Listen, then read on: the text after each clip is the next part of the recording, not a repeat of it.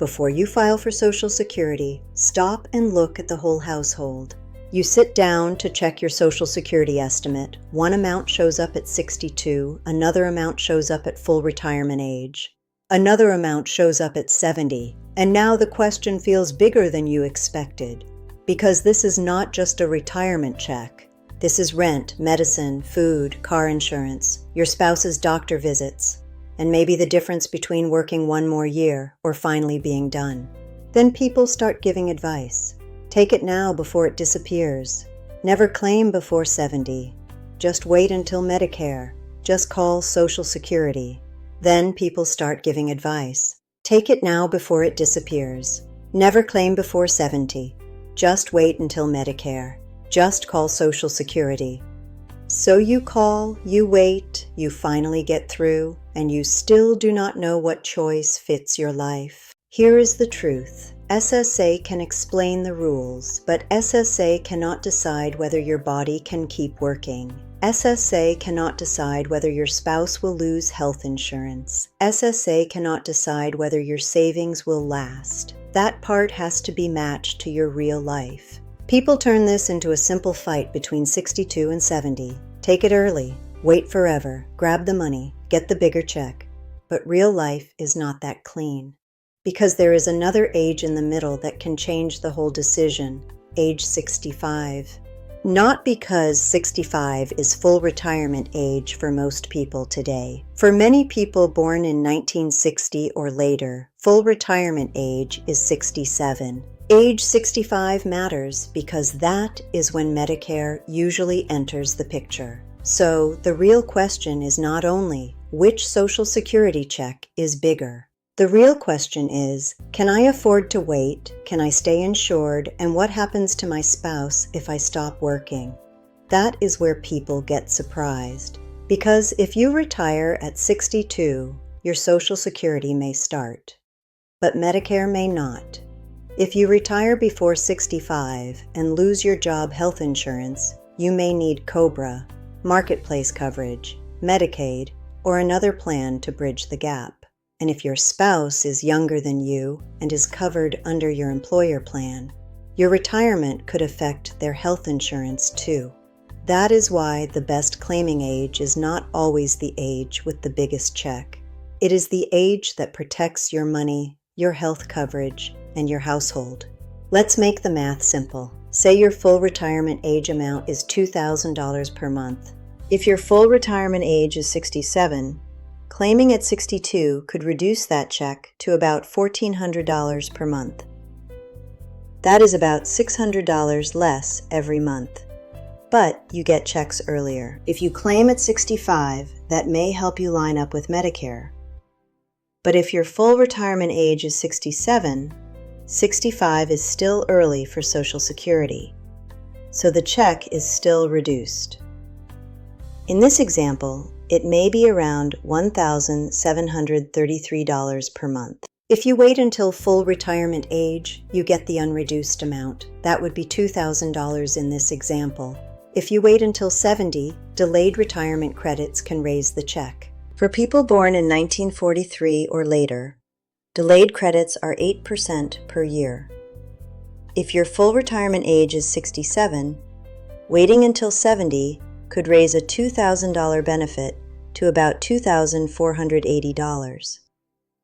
But after 70, the delayed retirement increase stops. But the highest check is not always the right answer, because bills do not wait politely until age 70. So the simple math looks like this. 62 means smaller check sooner. 65 may help with Medicare timing, but can still mean a reduced Social Security check. Full retirement age means your unreduced amount. 70 means the largest monthly retirement check under current delayed credit rules. Now here is another piece many people miss. Your Social Security check is not based only on your last job. SSA looks at your work record. In plain English, Social Security uses your highest 35 years of earnings. Now, the Social Security funding issue is real, but the official trustees report does not say Social Security suddenly becomes zero. The 2025 Trustees Report said the combined Social Security trust funds were projected to pay full scheduled benefits until 2034. If Congress does nothing before then, continuing income would be enough to pay about 81% of scheduled benefits at that time. That is a serious warning, but it is not the same as saying there will be no Social Security. So do not claim early only because one person scared you. Use the funding issue as one factor, but do not let panic make the entire decision. Now here is another piece many people miss.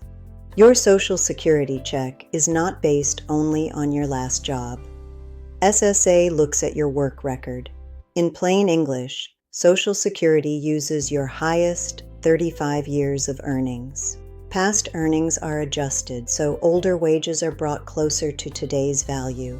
Then SSA averages those highest 35 years. So if you have years with little income or no income, those years can pull the average down. One person may have 35 strong years. Another person may have caregiving years, unemployment years, part-time years, or years with no covered earnings. So before you compare yourself to a friend, stop. Their Social Security record is not your record.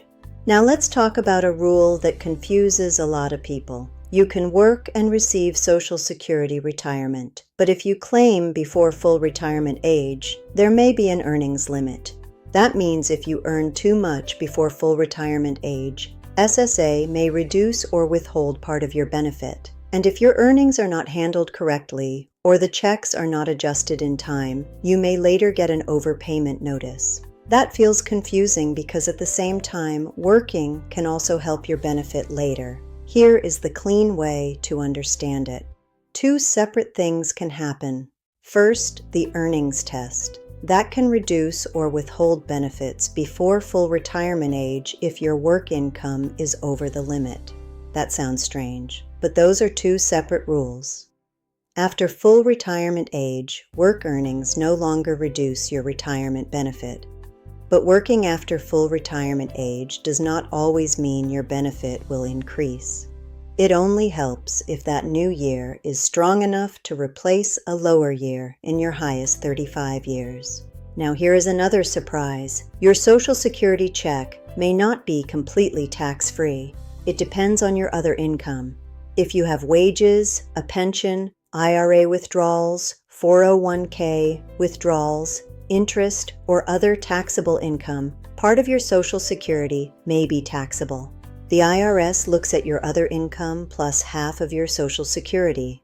For 2025, the IRS base amount is $25,000 for single filers and $32,000 for married couples filing jointly. If your income is above the limits, part of your Social Security may be taxable. Now let's talk about the part that can hurt people badly, health insurance. A lot of people mix up Social Security retirement age and Medicare age.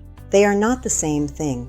You may be able to claim Social Security at 62, but Medicare usually starts at 65. And full retirement age for many people today is 67. That creates a gap. But each option has rules, costs, and enrollment windows. COBRA can let you keep the same employer plan for a limited time, but it can be expensive because you may have to pay the full group premium plus a small administrative fee. Marketplace coverage can help, but losing job-based coverage gives you a limited special enrollment window.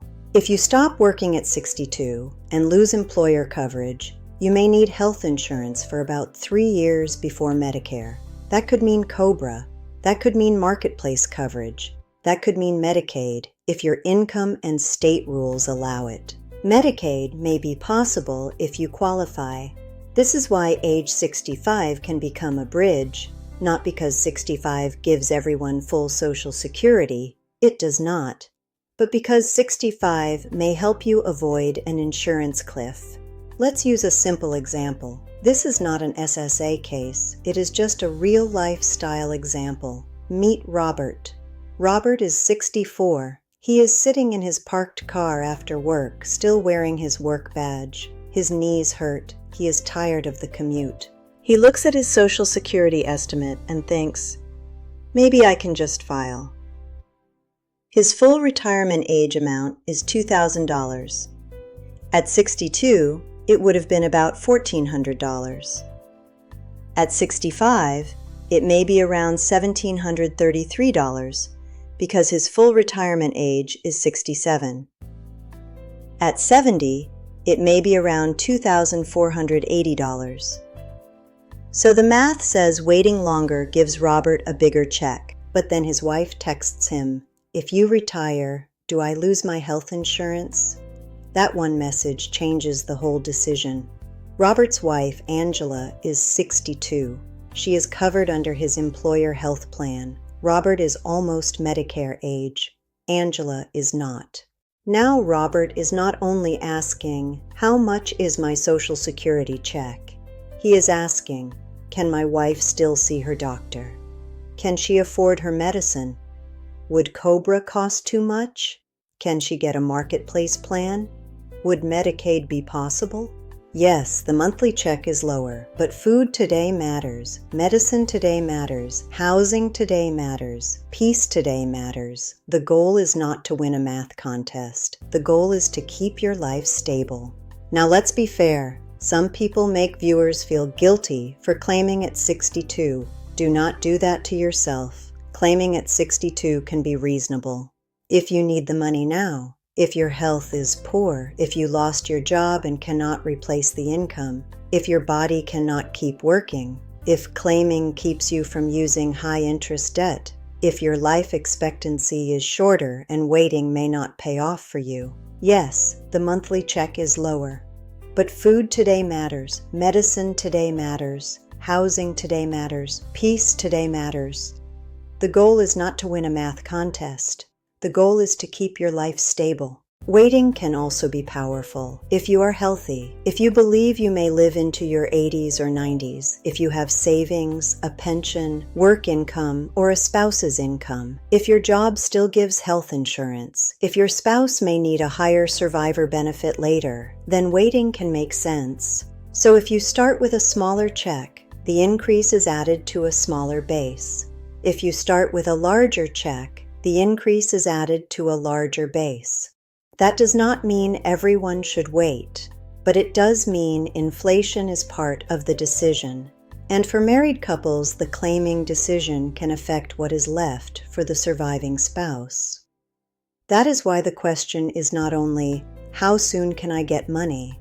It is also, "Who may need this check later?" This can sound great because you may get a lump sum, but it can lower your ongoing monthly amount because you are choosing an earlier start date. Let's use simple numbers. Say your full retirement age benefit is $2,000 per month. You file 6 months after full retirement age.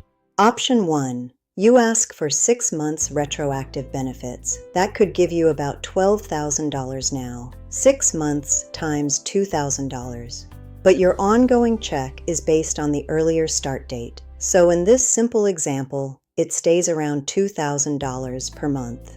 Option 2, you do not take the retroactive months. You keep the delayed retirement credit for those 6 months. Since delayed credits are about 8% per year, 6 months is about 4%. So instead of $2,000, your monthly check may be about $2,080. Now compare it. The retro option gives you $12,000 today. The no retro option gives you about $80 more each month. How long does it take for that extra $80 a month to catch up to $12,000? About 150 months.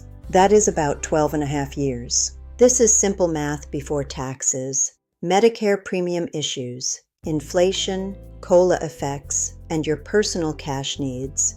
Money today may matter more if you have debt, medical bills, or urgent expenses. A higher monthly check may matter more if you expect to live longer and want more steady income later. Before you choose retroactive benefits, ask SSA how it affects your monthly amount. Before you file, make a claiming plan, not a pile of papers, a simple home base. Write down these numbers: your estimated benefit at 62, your estimated benefit at 65, Your estimated benefit at full retirement age. Your estimated benefit at 70. Then write your real-life answers next to those numbers. Can I pay my bills without claiming? Will I keep working before full retirement age? Could earnings create a work limit problem? What happens to Medicare at 65? Will my spouse lose employer coverage? Do I need COBRA, marketplace coverage, Medicaid, or employer coverage? Will taxes reduce what I keep? Do I expect to need a larger check later in life? Should I ask about 6-month retroactive benefits after full retirement age? When you put the numbers and life facts in one place, the decision starts to calm down. You are not guessing anymore. You are comparing choices. So here's the clean decision map. Age 62 may fit if you need money now, your health is poor, work is no longer realistic, or claiming helps you avoid debt. Age 65 may fit if health insurance is the real problem and you are trying to bridge into Medicare. Full retirement age may fit if you want your unreduced Social Security amount and you want to avoid the earnings limit. Age 70 may fit if you are healthy, can afford to wait, want the highest monthly check, and want stronger protection for a surviving spouse. But none of these ages is automatically right. The best age is not just a number, it is the age where your check, your work, your Medicare, your spouse's coverage, your taxes, and your health all make sense together. So do not claim because you are scared. Do not wait because someone online made you feel guilty. Put the numbers in one place. Look at the household. Then choose the age that gives you the safest path. Comment below with one number: 62, 65, full retirement age, or 70. Which one are you leaning toward right now? And if your answer changed during this video, say "changed" in the comments. That helps other people realize they are not the only ones trying to figure this out. Subscribe to Linda's Social Security Guide. The goal here is simple: less confusion, more control.